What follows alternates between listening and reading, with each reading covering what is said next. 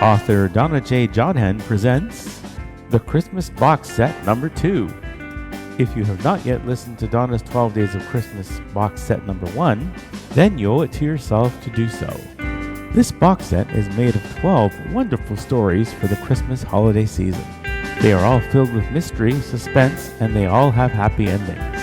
Now, Donna presents her second 12 Days of Christmas box set, 12 stories with wild imaginings. Donna paints pictures of hope, peace, and a bright future for the world. She develops amazing stories that will warm and thrill the hearts of the listener. Sit back now and enjoy Donna's 12 stories. You can email your thoughts and feedback to Donna at donnajodhan@gmail.com. Merry Christmas and Happy Holidays to everyone.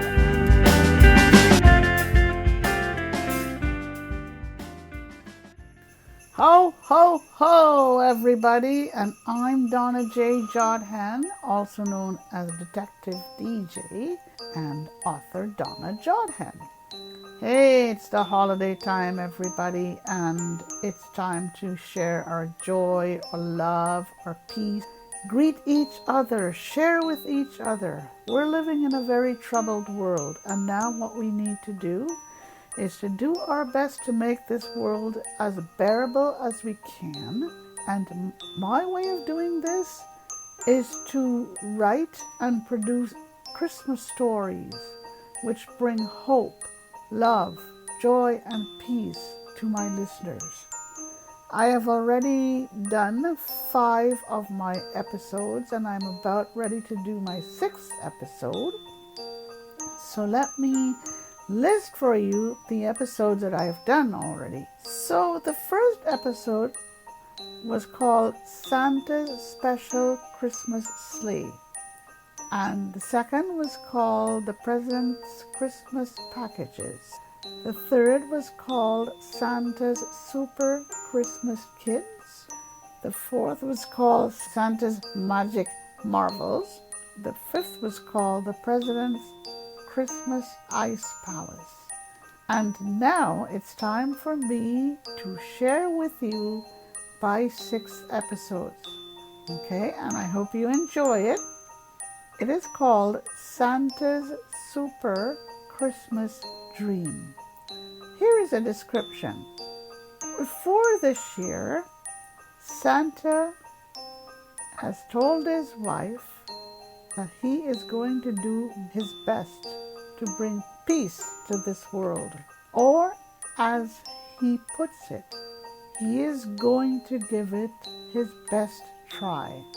Santa enlists his family to help him out, and together everybody works to do their best to accomplish this very, very important mission.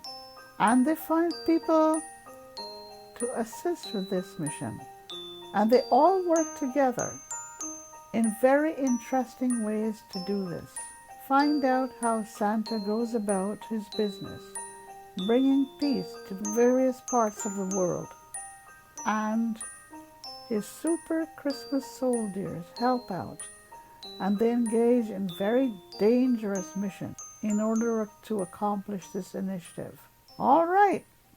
Part 1, Santa's Dream. For several years now, Santa has shared his dream with Mrs. Claus. Santa has always wanted to help bring peace to this world and to make this a Christmas gift. However, he is not too sure as to how to go about doing this. He has several ideas floating around in his mind, and for the most part, he has kept these to himself, as he does not want to spoil his dream. And not even Mrs. Claus knows about these ideas. But wait, Santa has shared his ideas with 2 very important folks, his 2 very loyal retrievers, Yelly and Hamish. One thing that Santa has realized is that he finds it so relaxing to dream, but he needs to be in the right place at the right time in order to do this. And more often than not, his deep dreams lead to a reality, and it is a reality that comes true. Over the past few months, Santa has been forced to take things easy. Doctor's orders need to be followed completely if Santa is expected to make a full recovery. So, Santa has had some accidents to deal with, such as a broken leg and a broken back. Then he contracted a wicked dose of COVID and had to be hospitalized. Mrs. Claus really believes that it would not hurt Santa to have a nice long dream. So she goes about making this happen. First, she ensures that Santa is in a very relaxed frame of mind. She makes sure that he does not receive too many phone calls and that he does not read too many letters. She encourages Santa to play his piano, to take singing lessons from Rudolph and the other reindeer, and to play chess against Sandy Claus, his brother, through FaceTime, and with her face-to-face as well. Mrs. Claus takes over business, and soon things start to roll.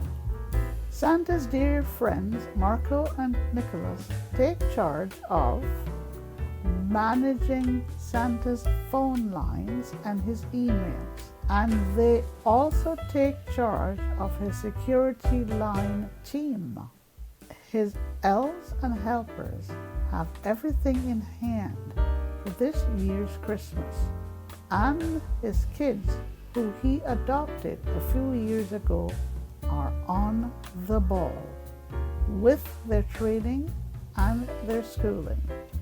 Rudolph and the reindeer, they know what they need to be doing, and Santa's special team of messengers, reindeer Frosty and Misty, dolphins Sea-Jade and Sequin, lambs Rainbow and Raindrop, and snowbirds Snowcone and Snowflake have all been assigned their respective tasks.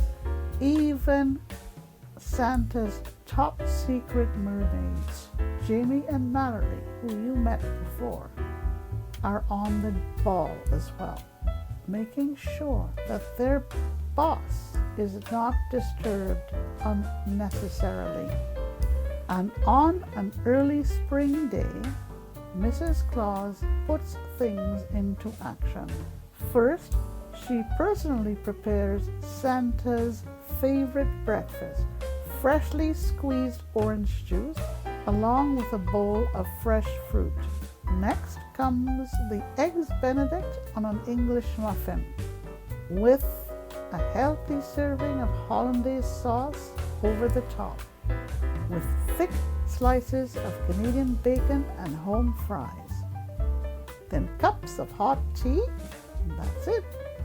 After breakfast, Santa and his wife go for a nice long copter ride, and Santa beams with pleasure as he sees everyone hard at work as he flies over his massive North Pole. Everyone waves at the Santa copter as it flies by, and Santa returns the greetings. Rudolph is at the wheel of the helicopter. The Clauses arrive back for a light lunch, and then Santa decides to lie down for a short nap. But the short nap turns into a wonderful long slumber for Santa. Santa strolls to his favorite corner of the large Santa room. It is his family room, and he calls Yelly and Hamish, his two dogs, to join him. Then he stretches out on his daybed and closes his eyes. Mrs. Claus watches contentedly as Santa soon drifts off into slumberland, and Yelly and Hamish lie in their spots beside Santa's bed, soon drifting off to sleep themselves. And at the end of the slumber, Santa wakes with a huge smile on his face, and he tells his wife that he now has everything figured out. They both smile at each other, and Santa lets out a loud ho, ho, ho. Mrs. Claus tells Santa that his long slumber was indeed a long slumber, and both agree that it was a great slumber. And this is how it was at this very moment. Part 2. Meeting of the Minds. The dream begins. Santa finds himself opening the door to a very brightly lit room. The door is of a bright yellow color, and the white letters on this door boldly state, quote, private, unquote. Santa enters, and several persons rise to greet him. He recognizes some of the faces of the group, but then again, he does not recognize others. Santa is a bit confused, but then again, he spots his brother Sandy Claus, who beckons him to the head of the table. Santa walks to the head of the table, still a bit confused, and on his way to the head of the table, he sneaks a look at his surroundings. There is a huge globe of the world sitting on the table, at the head of the table, and on a large board just behind this is written in large letters, "We demand world peace." Santa stands beside his chair, waiting for someone to say something. Then Sandy Claus signals for him to sit, and the others follow. Soon, Santa learns what this is all about. As introductions are, Santa realizes that there are several world leaders in the room, along with their aides. Santa tells himself that he is in very important company, but he's not very sure as to why he should be here. There are the presidents of the United States and France, the president of Russia and the chancellor of Germany, the prime ministers of the UK and Canada, Australia and New Zealand, the emperor of Japan, and many others, including the presidents of China and North Korea. Introductions over, and Sandy Claus explains to Santa why Santa has been invited to this particular meeting. Sandy tells his brother that he was contacted by this group and asked to bring Santa to this meeting. The reason this group is calling on Santa to help bring peace to the world for this forthcoming Christmas. The group truly believes that Santa would be the ideal person to help make this happen. He is the most popular man in the world. He is the most loved and admired, and every generation, all generations love him. Santa listens attentively and is really confused now. His Christmas missions have all been about giving toys and gifts to those in need around the world. Nothing ever like this. The message coming from each and every leader to Santa is that he is the only one who can save the world from itself, and that the future of the kids can only be saved if Santa intervenes, and it must be now. Santa is totally shocked, confused, and bewildered. He shakes or sits there shaking his head in disbelief and his brother Sandy draws his chair close to Santa and puts his arm around him. The two brothers begin to whisper as the rest of the room looks on. Everyone's eyes are fixed on the two Claus brothers. Part of Santa's disbelief is that he recently told Mrs. Claus of his desires to help bring peace to the world. So how did his desires reach the ears of this group? The room is silent for a few minutes after this request is made. So silent that you could even hear a pin drop. Everyone is staring up at Santa and just wishing for him to speak. And in turn, Santa stares back at them. It is Sandy Claus who breaks the silence by clearing his throat. He tells the gathering that his brother Santa needs a bit of time to process all of this. Then Santa clears his throat and asks his brother Sandy to lead the discussion. A very intense conversation then ensued, and at the end of it all, Santa humbly agrees to help. Expressions of pure relief and excitement are on the faces of everyone in the room. The group then adjourns, or the meeting adjourns, with every world leader leaving separately in order to maintain top secret, and they leave with their ears in 3-minute intervals. It is agreed that no one must know that this meeting ever took place, and arrangements have been made for brothers Santa and Sandy to be taken back to the North Pole in total secrecy. A security team takes charge, and Santa and Sandy are taken through deserted corridors to a waiting plane with no markings, and then flown back to the North Pole, escorted by a group of fighter jets, and neither Santa nor Sandy could tell which country these jets were from. And this is how it was at this very moment. Part 3. Santa follows plans. The dream continues. And as Santa continues to slumber peacefully in his favorite corner of his family room, Mrs. Claus watches as his expression changes from those of surprise and confusion, then to interest and deep thought, and then to the beginnings of excitement. She cannot wait for her beloved Santa to wake up and share it all with her. But in the meantime, Santa must be allowed to keep dreaming, because she knows only too well, and so does Santa, that dreaming for Santa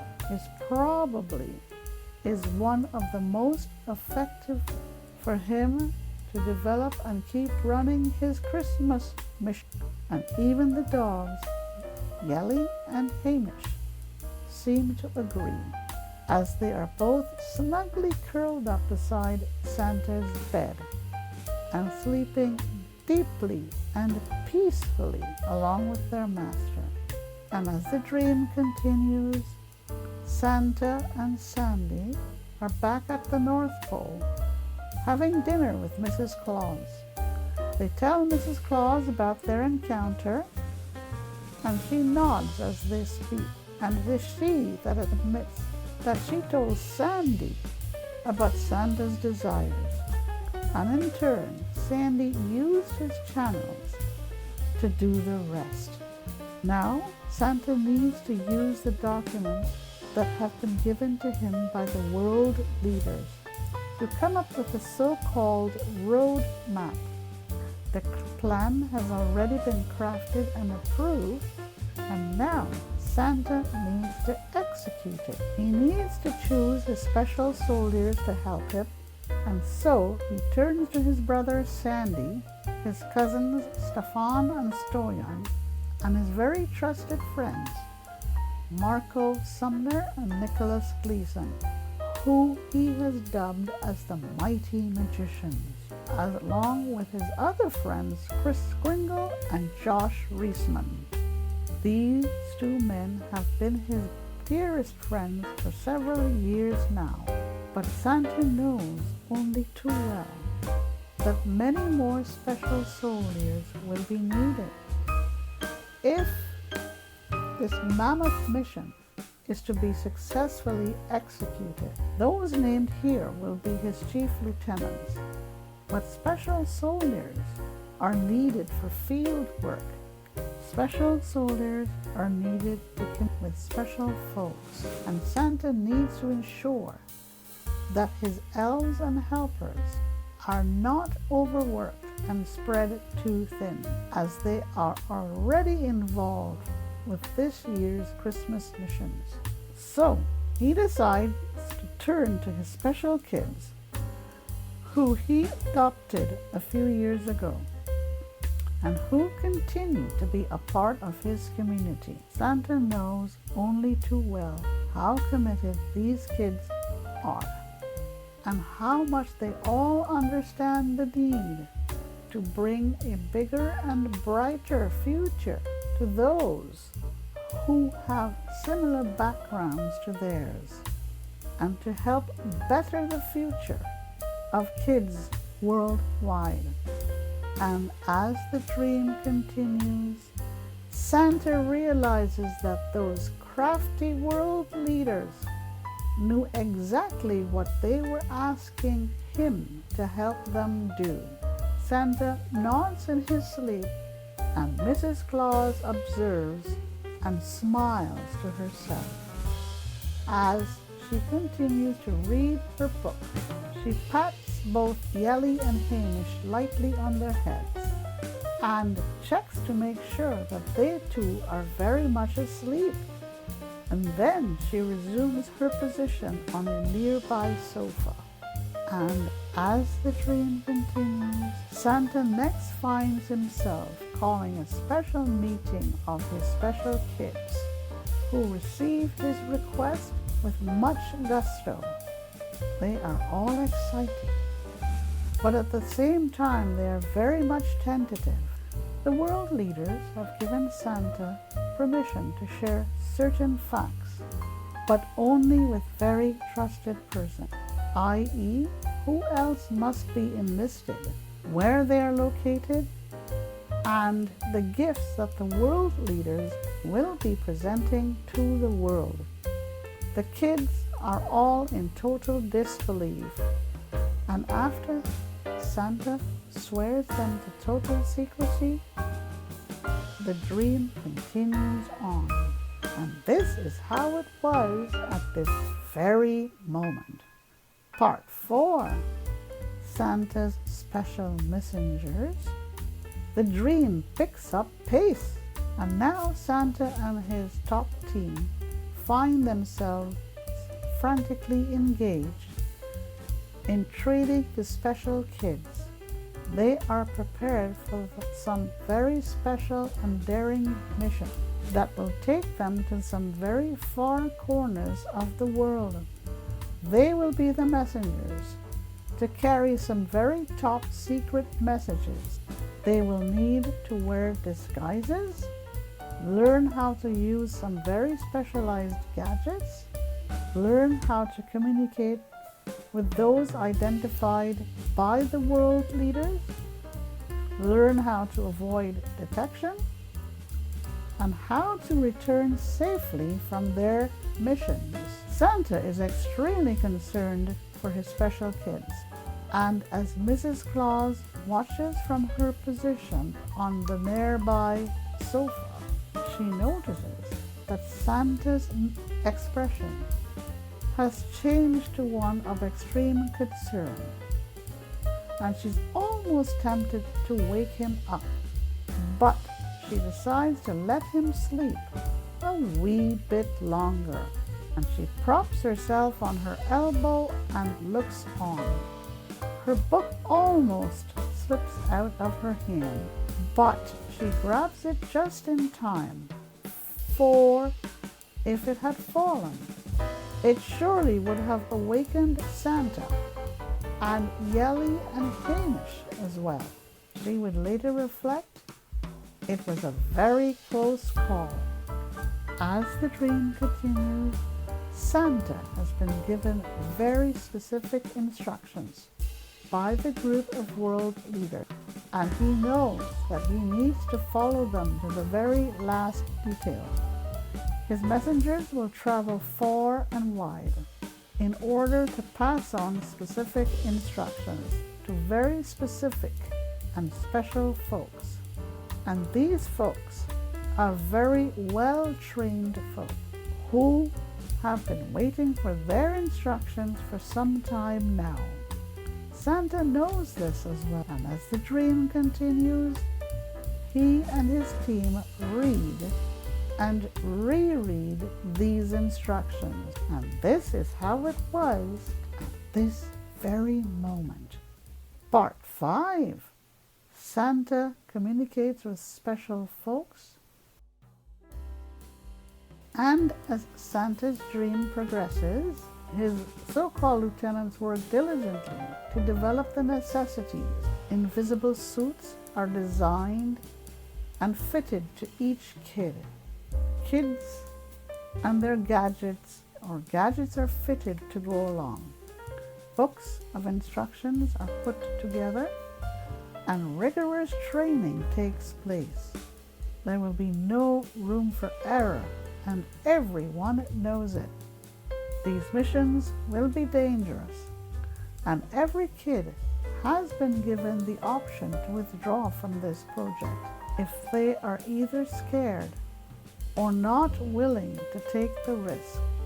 But Santa is pleased to see that no one has withdrawn, and as Mrs. Claus observes, Santa's expression has once more changed, but it has changed to one of extreme intensity, with a slight smile on his face. She is so glad that she is allowing her beloved Santa to keep dreaming on. And Yelly and Hamish are cooperating beautifully. At one point, Yelly groans and stretches, but then she returns to her slumber. Hamish continues to snore softly, and now, as the dream continues, the kids are ready for takeoff. Everything is ready and is as ready as can be. First, the kids will assemble at a deserted runway just inside the confines of the North Pole, under the cover of darkness. Next, Rudolph and his team of reindeer will fly these kids to their special destinations, along with their oversized backpacks. Before embarking or disembarking from the sea, each kid would put on their special invisible suits, and there will be some other special Santa crafts carrying some very special folks who will make sure that Santa's special kids will be kept safe until their return to the North Pole. And as the dream continues, Santa's expressions continue to change, and at one point, Mrs. Claus notices that Santa is waving his hands, and it is at this point that she needs to spring into action. Yelly, at some point, wakes as Santa begins to wave his hand, and in turn she wakens Hamish, and Mrs. Claus is quick on the draw, and she gets quickly to her feet and manages to grab Yelly, while at the same time she texts the elf parlor, which is close by, and asks for some help. 2 elves enter, and she motions them to take Yelly and Hamish out of the family room as quickly as possible. and it is a good thing that both dogs are still a bit drowsy, or else they would have started to bark, thus waking Santa. Close call. Mrs. Claus prays that her hubby is still asleep, and he sure is. She decides to go and lie next to him and watches as his dream continues on. And now Santa is dreaming that his kids are ready to begin their mission.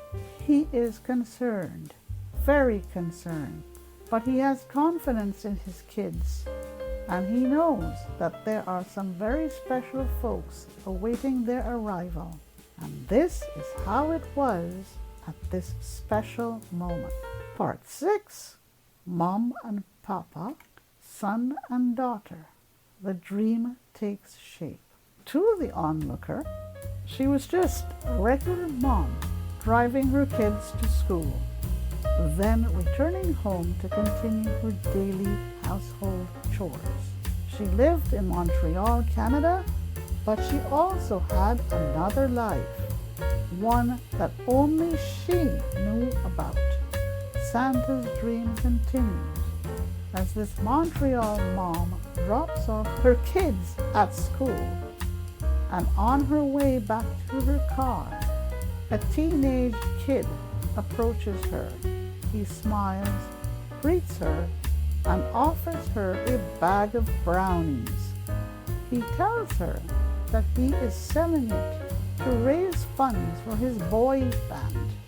The Montreal mom takes the brownies and gives the kid a few dollars for his fundraising. Then she gets into her car and takes her time at opening the bag of brownies. She reaches in and there it is, a single sheet with some scribbled writing. She smiles to herself and then uses her iPhone to send a text. Her work is now complete. In a nearby field, Santa's lambs, Rainbow and Raindrop, graze peacefully, but they notice that the mom is in her car reading and texting. They nod and their work is done. The magic word will quote boy band, quote. The teenage kid walks quickly away and almost gets knocked over. And as he crosses a busy Montreal street, he checks his iPhone and notices that he is on time. He dawdles a bit to admire his surroundings. Then he saunters on for his next appointment. Not before he engages his invisible suit. Rainbow and Raindrop stay in the field for a bit, but not before a little girl tries to play with them. They let the little girl do so, but after a few minutes, they manage to get away and scamper towards a hedge in order to get away. They are on their way to their next appointment. Mission is accomplished, and the Montreal team, the Montreal network, as they call themselves, goes to work. And the dream continues on with Santa dreaming and Mrs. Claus observing. Many miles away, a proud papa is beaming at the birth of his first child, a bouncing baby boy. The proud papa lives in Princeton, New Jersey. He is sitting in his classroom correcting papers and waiting for his students to start trickling in. And he does not have to wait for too long. First, there is a slim young lady dressed in jeans and wearing a long-sleeved sweatshirt. She is followed by another young lady wearing track pants and an oversized sweater. They both nod at the teacher and at each other. Then they sit on opposite sides of the room. More students start coming in and taking their places. Then the young lady in the oversized sweater rises and approaches the teacher's table. She removes a folder and hands it to him. On the cover is written the words, quote, "My term paper," quote. He looks up, and for a brief moment he is confused.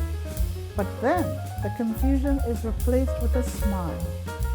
The young lady returns to her seat, but leaves at the break. Her work is done. The teacher takes the folder and places it in his briefcase. And as he does so, he manages to send a text using his iPhone. And his job is done. The magic words were, quote, "My term paper."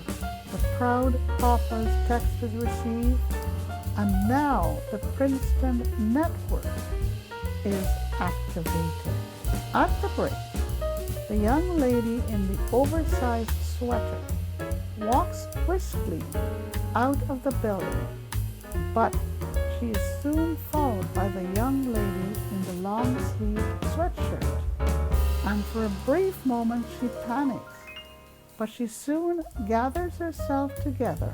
The young lady in the long-sleeved sweatshirt walks by the young lady in the oversized sweater and then races to catch a bus on the street corner.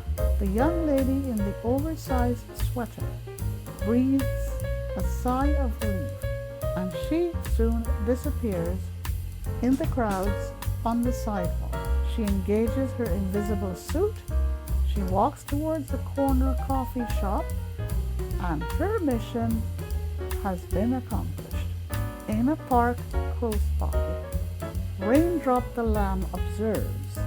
She notices what has happened, and her job is now done. She leaps around and then disappears among a clump of bushes. Now she has to find her next field. And as the dream continues, Santa's expression is one of great excitement, and Mrs. Claus watches and approves. In another corner of the world, and on a crowded street corner of Riyadh in Saudi Arabia, a long-haired kid strolls along. He is looking for a particular little diner and seems to be having problems finding it. He hesitates and seems to be a bit lost. Soon, however, he spots what he is looking for and enters the diner. He approaches the counter and orders a pastry and a coffee. He pays for it and then slips a piece of yellow paper into the hands of the cashier, and the cashier tucks it among the dollar bills. He then takes a seat at a table close to the window and starts nibbling into the pastry and savoring it. He takes huge gulps of his coffee and smiles as he continues to eat and drink. The cashier appears to be very busy as there are other customers in the diner. He seems to be popular with the crowd, chatting and joking with several of them. And as the son of a well-known tailor who has a shop at the top of the street, when he has a moment, the cashier looks at the piece of paper which has the words "coffee and sweet pastry" written on it. He crumbles the piece of paper and tosses it into a nearby garbage can. He disappears into the back of his little diner, pulls out his cell phone, and sends a text. It is received with great gusto. The magic words are, quote, "coffee and sweet pastry."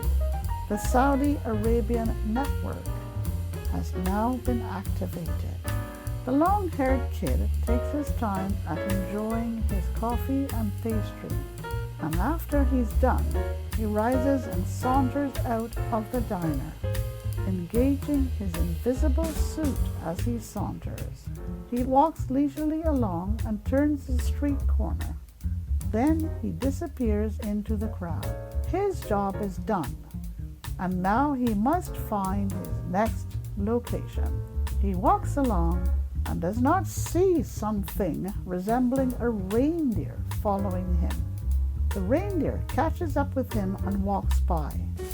The long-haired kid follows, and soon both kid and reindeer enter a deserted schoolyard.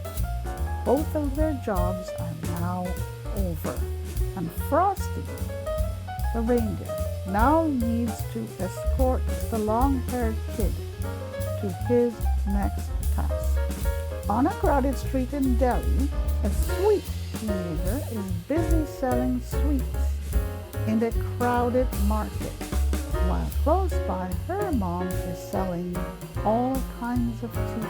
Mom and daughter are doing great business today. Soon, a young lady enters the market and looks around. The young lady is dressed in a bright red sari and is carrying a shopping bag. She buys a few tins of chocolates and some boxes of cookies, and she puts them in her shopping bag. She then heads towards the stall where the kid and her mom are selling their sweets and tea. She stops in front of the kid, examines some of the sweets, and then decides to buy some of them. The kid watches as the lady in the red sari takes some money out of her pocket to pay. She puts it in a small white envelope and hands it to the kid. The kid takes the envelope and opens it. She counts the notes and nods her head. The young lady in the red sari moves along. The kid has spotted something else in the envelope. It is a slip of red paper with the words, "Have a nice day," on it. She catches the eye of her mom and smiles, and her mom smiles in return. The kid rips the slip of paper and throws the pieces on the ground, while her mom takes her cell phone out of her pocket and pretends to be calling someone. In fact, she has just sent a text message. The magic words were, "Have a nice day." And now the Delhi network has been wakened up. The young lady in the red sari strolls leisurely out of the market and engages her invisible suit as she crosses a busy Delhi street. She heads to a nearby park, and her job is done. She does not see it standing at a nearby fountain, but she, the reindeer, notices her. Misty, the reindeer, finishes drinking from the fountain and follows the young lady in the red sari to a bench where they both sit for a few minutes. Misty can see the young lady, despite this young lady wearing an invisible suit.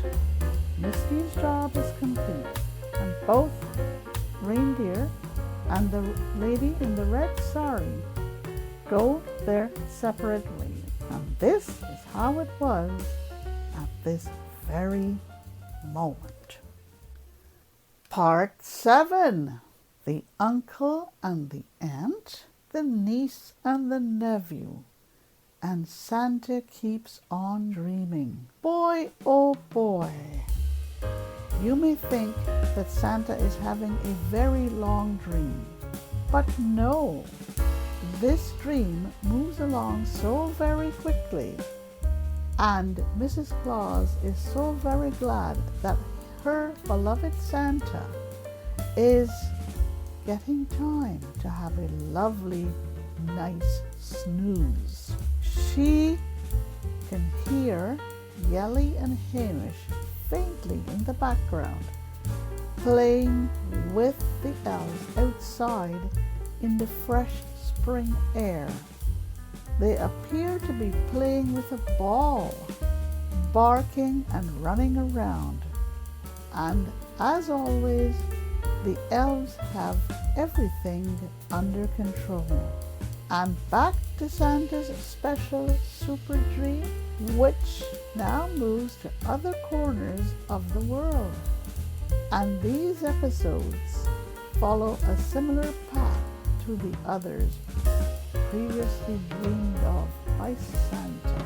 The uncle gives a special visit from one of Santa's special kids, and the kid brings a small box of cookies to the uncle, and written on it is, "Cookies for you, uncle."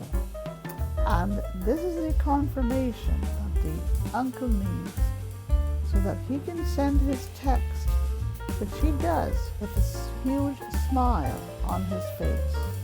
The Ukraine network is now much live. Santa's special kid almost gets caught by a Russian jet that circles over his head, but he engages his invisible suit and manages to escape, leaving the Russian pilot a bit shocked. His job is done. High above, Snow Cone the snowbird sees everything, and his job is done. He circles once and flies away to his next meeting point. The kid walks along a dirt road and sees what he is looking for, a small car with the engine running. He takes his time approaching, and after checking for the driver, he enters and the car speeds away. And as Santa dreams on, he knows that the auntie in Afghanistan has also received a notification. One of Santa's kids brings her a brown package. She finds Auntie in a small dirt cabin, and Auntie is eager to open the brown package after the young girl gives her a pen in a box. Auntie loves her new clothes. It is a bright orange dress. Auntie accepts the pen with a smile and sends her text as soon as the young girl departs. The magic symbol here was the giving of the pen. The young girl engages her invisible suit just in the nick of time as she sees a Taliban soldier walking towards her. They pass each other on the dirt path, and of course, the Taliban soldier does not see the young girl, and she walks towards a small shop on the main road. She's not supposed to be outdoors, as the Taliban has banned all females from being outside. Her job is done. High above, Snowflake, Snowcone's partner, watches, and now her job is done. She flies off to safe quarters, but she too almost gets caught as a little boy throws a stone at her, but he misses his mark. And so it goes as Santa continues his super Christmas dream, while Mrs. Claus looks on, observing her beloved Santa's various expressions. And now it is off to North Korea, where Santa is aware of another of his kids spreading the word. This Santa's special kid strolls along a North Korean beach. He is dressed in shorts and a t-shirt, and he's obviously looking for someone in particular. He finds his man after searching, someone who is not much older than he himself. The giveaway is a smart-looking sun hat with the emblem of a large white swan on it. The kid approaches the young man wearing a sun hat and asks if the water is warm enough for him to have a swim. The young man looks up from his book and nods. Then the kid smiles and walks away. Both kid and young man have made contact. The young man is the nephew of a North Korean naval officer. The young man waits for the kid to disappear along the beach before he pulls out his cell phone and sends a text to his uncle. He then lights a cigarette and returns to his book. The magic words were, "Is the water warm enough?" The North Korean network has now been activated. The kid engages his invisible suit in time to avoid some soldiers coming towards him. His job is now done as he jogs towards the jetty. Close by, in the surf of the warm waves, dolphin Sequin observes, and now his job is done as he ducks below the warm surf and swims away. On another sandy beach in Northern Ireland, a pretty young lady sits on a beach chair. She has long, dark hair. Close by, her little dog is playing in the sand. Soon, another young lady walks by with a map in her hand. The lady with the map approaches the other lady sitting on the beach chair.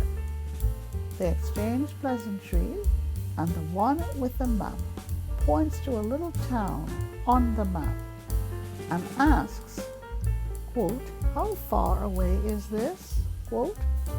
The one sitting on the beach chair gives instructions, and the other with the map thanks her and walks away. The magic words were, "How far away is this?" The one sitting on the beach chair smiles to herself. Then she calls for her little dog playing on the sand, and he comes quickly. She picks up her beach bag, rummages around in it, and finds her cell phone, sends her text, and the Northern Ireland network has been activated. Now she's going to meet her auntie in a nearby seaside restaurant, and they will discuss what has just taken place. Santa's special kid walks down the beach and enters the water. She spots a dolphin in the ocean frolicking around, and her job is done. CJ the dolphin also spots the kid who she has been tracking, and as she was walking down the beach, and now her job is complete.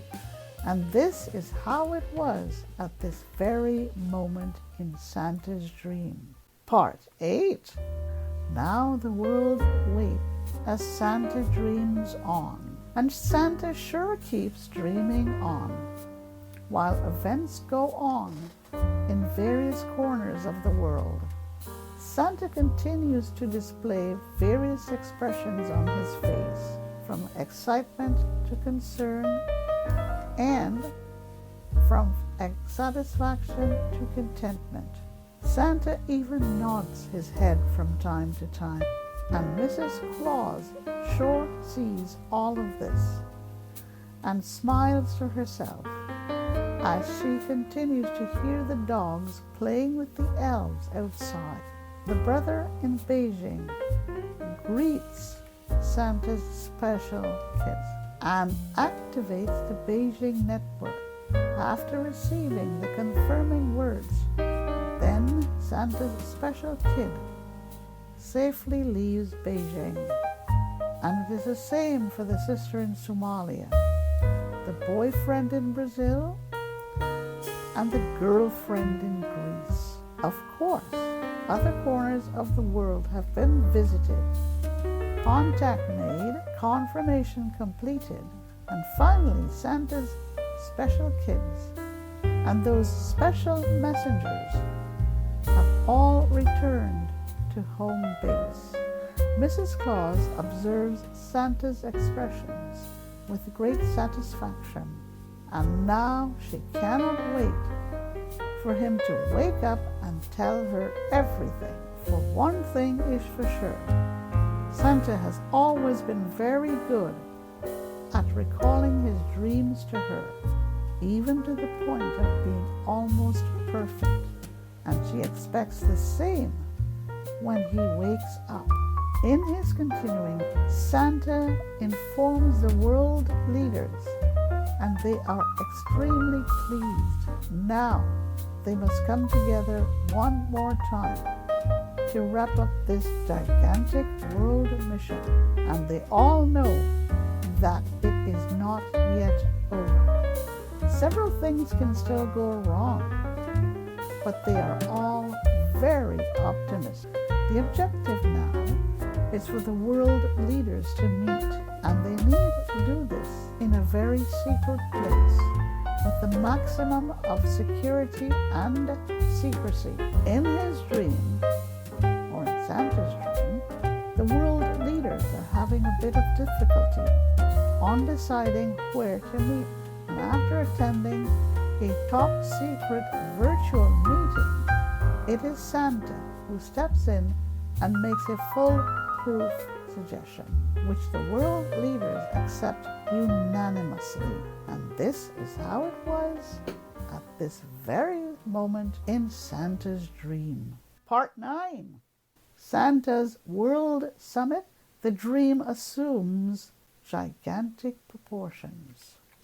And as a super Christmas dream continues, Mrs. Claus is almost tempted to wake Santa up, as she is simply dying to hear about his dream. So she restrains herself and continues to watch over the big man. Not easy. Now the world leaders need to be able to slip away for just a few hours to meet just one more time. But they need to do this without alerting the news media, because if the news media were to uncover this tsunami-like event, everything would go wrong and everything would be ruined. And all of these months of planning and agreeing and cooperating would be for naught. Millions of lives would also probably be in jeopardy as well. And those naysayers would do everything in their power to scuttle the entire initiative. So this time around, it is our beloved Santa who maps out a very tricky plan for the world leaders to follow.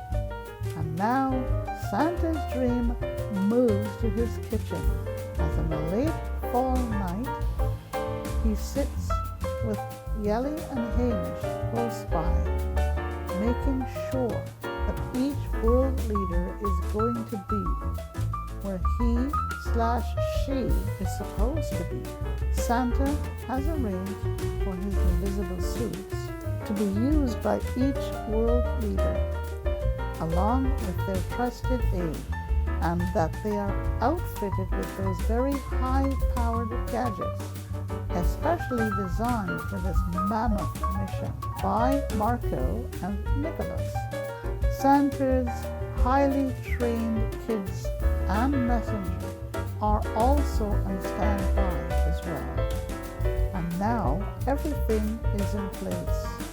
The mass movement starts with certain world leaders taking a few days of unplanned vacation, while others take a few days of sick leave to deal with such things as the cold and the flu and some minor injury, while others make up excuses for taking leave for a few days.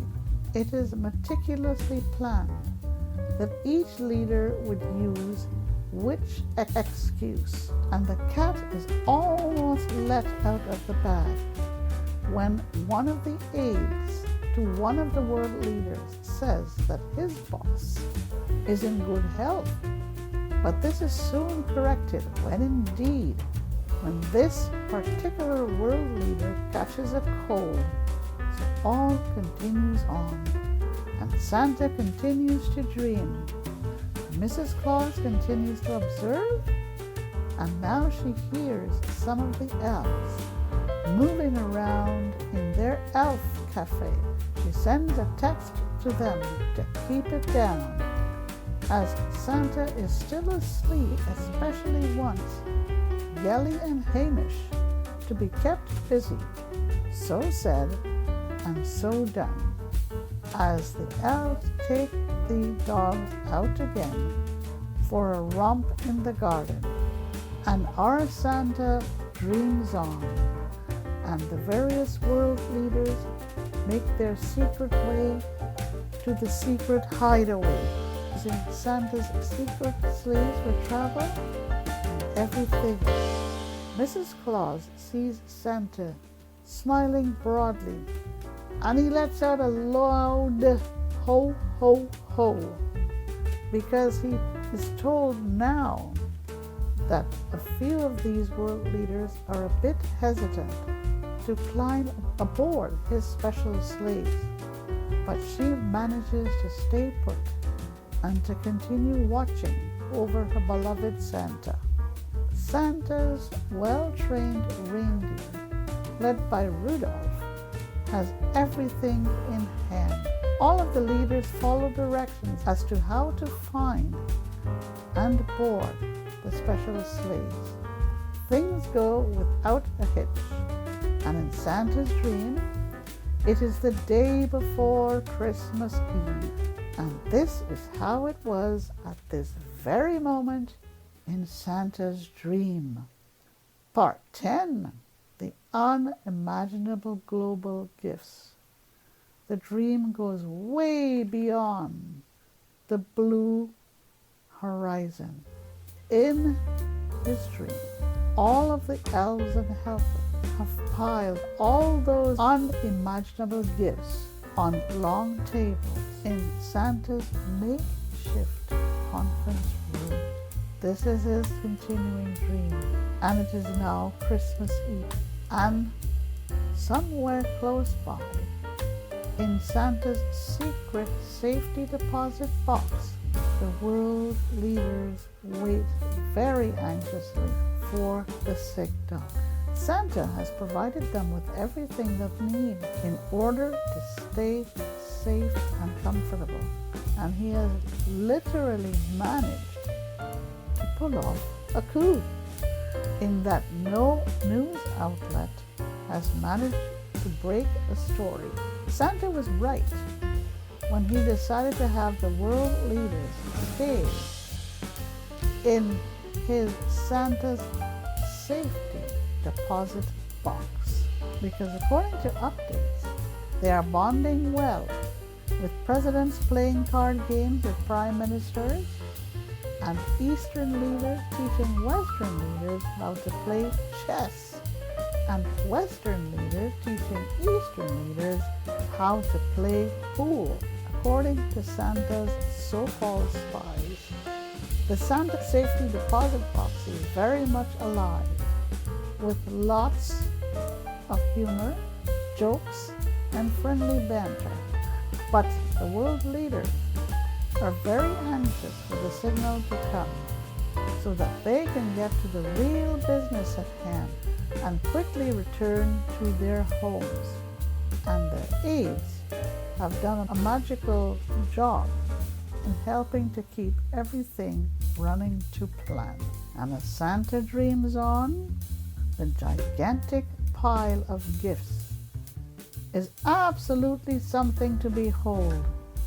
And in his dream, Santa could only stand there and shed tears of joy. Mrs. Claus sees some tears trickling down Santa's cheek, and she's tempted to wipe them away, but she holds back for fear of waking him. There are gifts of all sizes and shapes, and each is wrapped in all colors imaginable. Each gift package has the following words written on them: to the world from your respectful world leaders. We bring you peace, joy, happiness, and greetings from your beloved Santa Claus. Every box contains signed agreements by the world leaders on such things as ending wars around the world, dealing with climate change by the end of this decade, ending starvation and poverty, development of medical breakthroughs to deal with such things as cancer, diabetes, and Alzheimer's disease, along with other disabling diseases, taking care of the oceans and protecting wildlife, promoting a green earth, protecting human rights, and the rights of the vulnerable and the disabled, banning the use of guns, agreeing to help kids have a better life without any hindrance, the banning of crime and violence in movies, a firm agreement to have no more bombs, missiles, or any sort of war-type equipment or anything else, a ban on terrorism, and there is a lot more. Santa is beside himself as he inspects the huge pile of gifts from the world leaders. And in his dream, he lets out another ho, ho, ho. And Mrs. Claus smiles with glee. She's taken off guard by his loud ho, ho, ho. Even the elves in their elf cafe hear him. Mrs. Claus sends a text to the elf cafe to let the elves know that Santa is still asleep, but having a happy dream, and asks them to remain quiet for just a bit longer and to keep Yelly and Hamish busy as well. And now Santa's dream is coming to an end as the final chapter is about to play out. And this is how it was at this very moment in Santa's super Christmas dream. Part 11. Visitors to the North Pole. If only this dream was true. And now the world leaders have been given the signal to be quiet as the final chapter is about to be played out. They all return to their seats, and their attention is drawn to the large monitors that have been set up around the room. Santa appears on the screen along with Sandy Claus and Santa's Stefan and Stoyan, his cousins, and Mrs. Claus. And Marco and Nicholas are also there, along with Chris Kringle and Josh Reese. And as the dream gallops to an end, Santa clears his throat and begins. Of course, Mrs. Claus does not know what Santa is saying because it is still a dream, but she hears him clear his throat. All of the major news media outlets are present as Santa announces the most unexpected news. It's a big hot. He makes his announcement, and not even the greatest of naysayers is able to respond.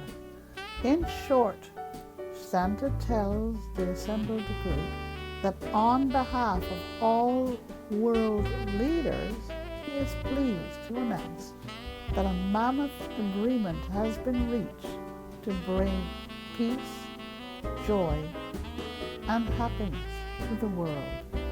He then flips a switch and two things take place simultaneously.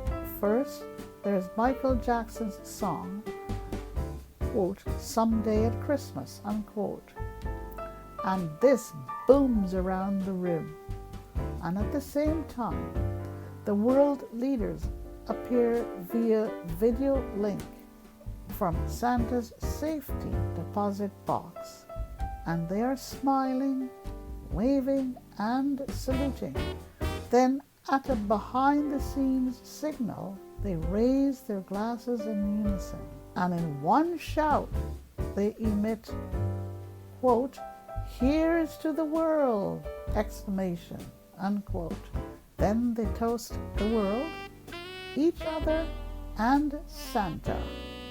And Santa leads the hip, hip, hooray cheer. And as Santa dreams on, mayhem breaks out among the news media folks. They are absolutely shocked, confused, and falling over each other, and shouting questions at a beaming Santa. But Santa only points to the long, large tables loaded with gifts from the world leaders, and he invites the news media to have a look. The news media naturally fall over each other as they circle the long, large tables, reading the tags, taking pictures, and exclaiming to each other. Then everything goes dark, and Santa is finally awake. The dream is over, and Santa yawns and stretches. He rubs his eyes and clears his head to shake his mind. He wants to clear his mind. Yes, with himself. That it was only just a dream. He sees Mrs. Claus sitting beside him, and he's ready to tell her everything. And this is how it was at this very special one, as Santa has wakened up. Part 12, A Christmas to the World, a Dream. But what if? Santa takes his time at fully waking up, and when he does, he and Mrs. Claus adjourn to their large kitchen. They share cups of tea and some warmly baked apple and lemon tarts that the staff has just finished baking. It's only mid-afternoon. Soon Yelly and Hamish come running in, and Santa and Mrs. Claus greet them. Now Santa begins to tell his wife about his fantastic dream and his final comments to her as she sits open-mouthed are, what if all this were all true? What if this were truly a Christmas morning gift to the world? The end. I hope you enjoyed this particular episode, and keep enjoying your holidays, and see you for my next episode. Ho, ho, ho.